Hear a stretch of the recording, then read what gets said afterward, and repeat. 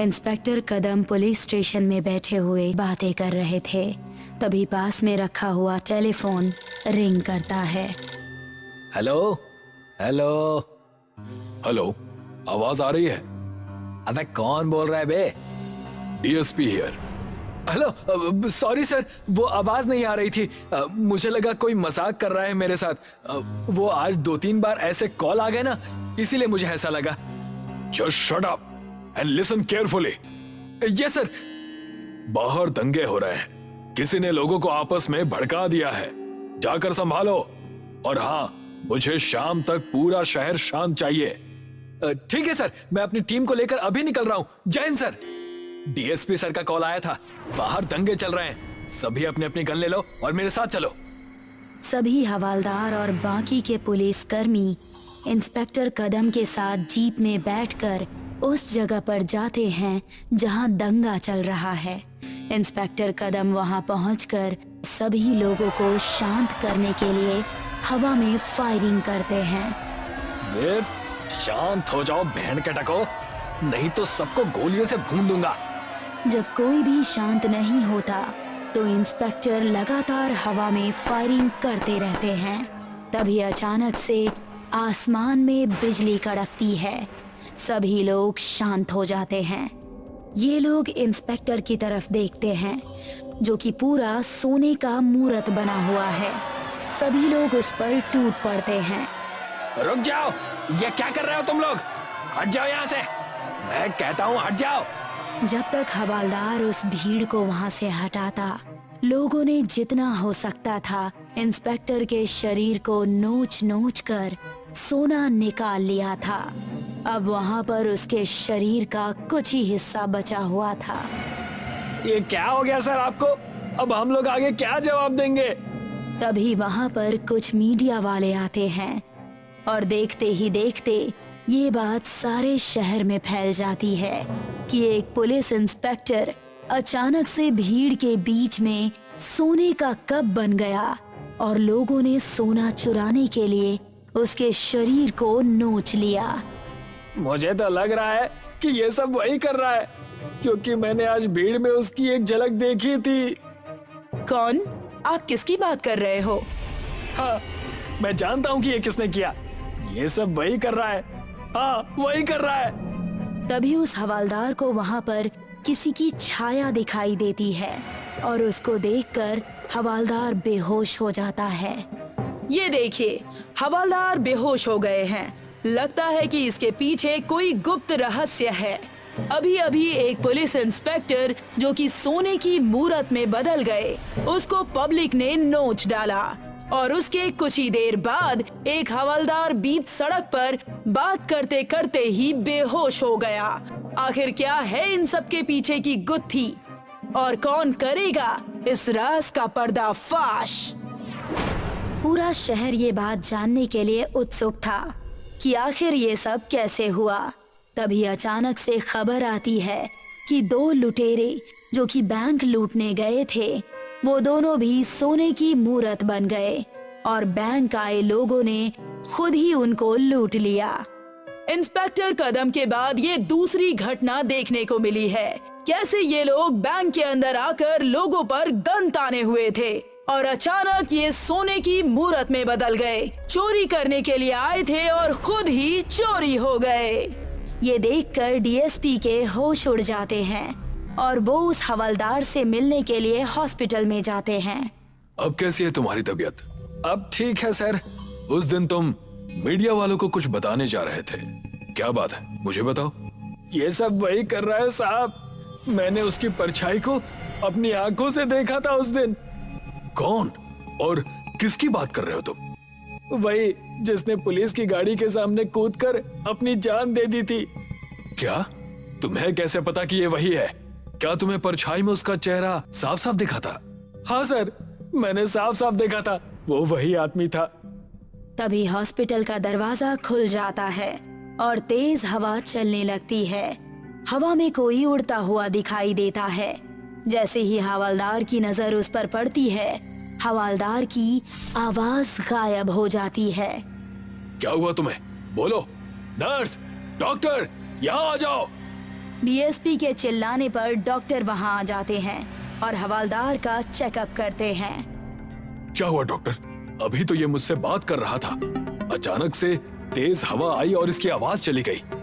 लगता है इनको कोई सदमा लग गया है। इनकी आंखों को देखकर ऐसा लग रहा है कि इन्होंने कोई ऐसी चीज देख ली है जिससे इन्हें बहुत डर लगता है।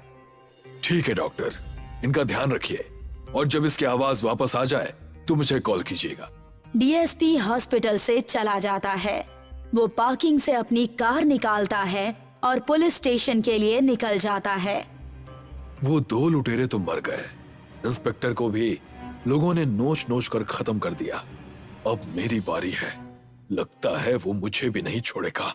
डीएसपी खुद से बात करते करते तभी उसकी गाड़ी के सामने कोई आ जाता है और वो अपनी गाड़ी को दूसरी तरफ मोड़ देता है। उसकी कार का एक्सीडेंट हो जाता है।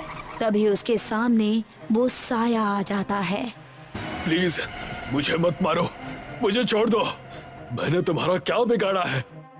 याद करो वो रात जब मैं तुम्हारे पास इसी तरह गिड़गिड़ाते हुए आया था कि मेरी दुकान लूट ली गई और मेरी मदद कीजिए, पर आपने और उस इंस्पेक्टर ने मिलकर उन लुटेरों का साथ दिया। मुझे माफ कर दो, मुझसे बहुत बड़ी गलती हो गई थी।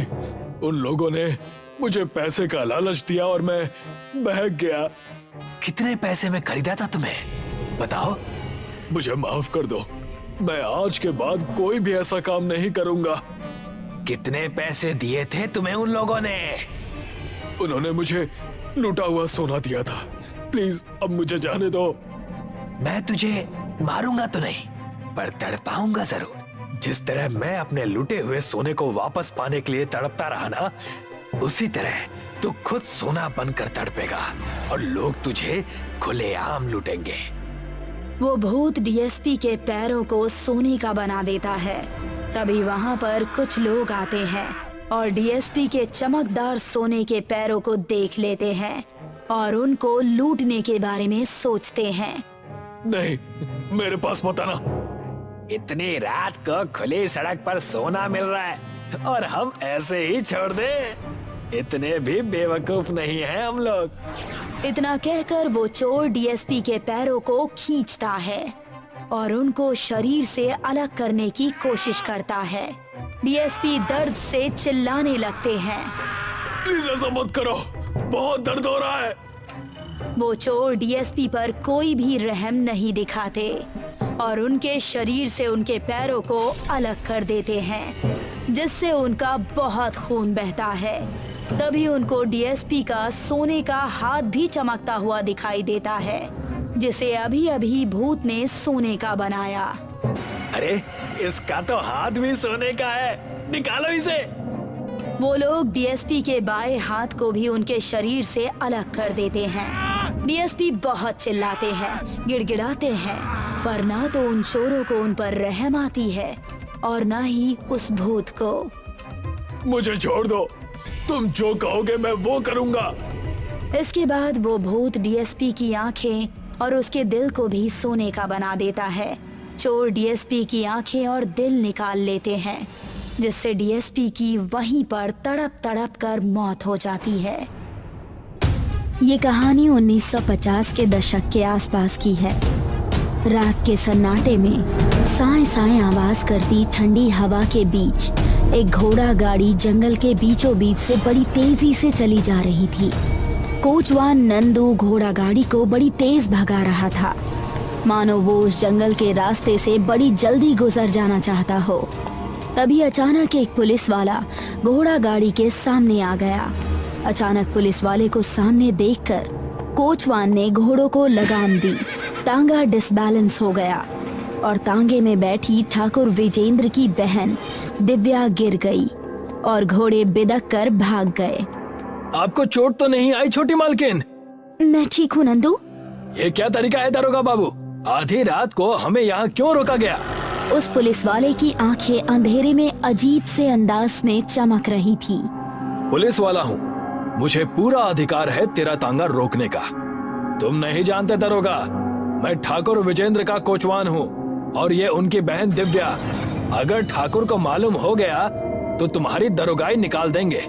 विजेंद्र का नाम सुनकर पुलिस वाला हंसने लगा। अंधेरी रात में उस पुलिस वाले के चमकते हुए दांत बड़े खौफनाक लग रहे थे। ठाकुर की बहन की हिफाजत करना हमारा फर्ज है। तुम्हारे घोड़े तो वैसे भी भाग गए। चलो यहाँ से, मेरा थाना नजदीक ही है। तुम दोनों को सुबह कुछ पुलिस वालों के साथ घर भेज दूंगा। आधी रात में यहाँ खूंखार आदमखोर भेड़िए घूमते रहते हैं। कोचवान के पास उस पुलिस वाले की बात मानने के अलावा कोई चारा नहीं बचा था। नंदू और दिव्या उस पुलिस वाले के पीछे चल दिए। कुछ देर बाद वो दोनों एक टूटे फूटे वीरान उजाड़ खंडहर में खड़े हुए थे। दिव्या बहुत ज्यादा डरी हुई थी। नंदू, मुझे कुछ ठीक नहीं लग रहा है। ये तो कहीं से भी पुलिस स्टेशन नजर नहीं आ रहा है। यहाँ तो सन्नाटे के अलावा और कुछ भी नहीं है। तुम सही कहती हो छोटी मालकिन, इस जगह पर मुझे भी बहुत अजीब सा लग रहा है। तभी उन दोनों के कानों में पुलिस वाले की आवाज टकराई, जो एक टूटी फूटी कुर्सी पर बैठ गया था। क्या सोच रहे हो तुम दोनों? यही कि यहाँ पर मेरे अलावा और कोई पुलिस वाला मौजूद नहीं है? दरअसल ये बहुत पुराना पुलिस स्टेशन है नंदू। उस पुलिस वाले की जुबान से अपना नाम सुनकर नंदू बुरी तरह से चौंक गया। आपको मेरा नाम कैसे पता? मैंने तो अभी तक अपना नाम बताया ही नहीं। नंदू के इतना कहते ही अचानक उस पुलिस वाले का चेहरा बदल गया। उसकी आंखें बेहद चौड़ी और बड़ी हो गई और उसका चेहरा बेहद खौफनाक हो गया। देखते ही देखते नंदू और दिव्या की चीखें सन्नाटे को चीर गई। सुबह उन दोनों की लाश पुलिस वालों को उसी खंडहर के बाहर मिली। ठाकुर विजेंद्र एक जवान व्यक्ति था। उसका रो रो कर बुरा हाल था। दिव्या का अंतिम संस्कार करा दिया गया। दूसरे दिन ठाकुर ने अपने खास 2 आदमी रतन और बिरजू को हवेली में बुलवाया। रतन और बिरजू, मुझे सिर्फ तुम दोनों पर भरोसा है। मुझे नहीं लगता पुलिस उस कातिल को पकड़ पाएगी।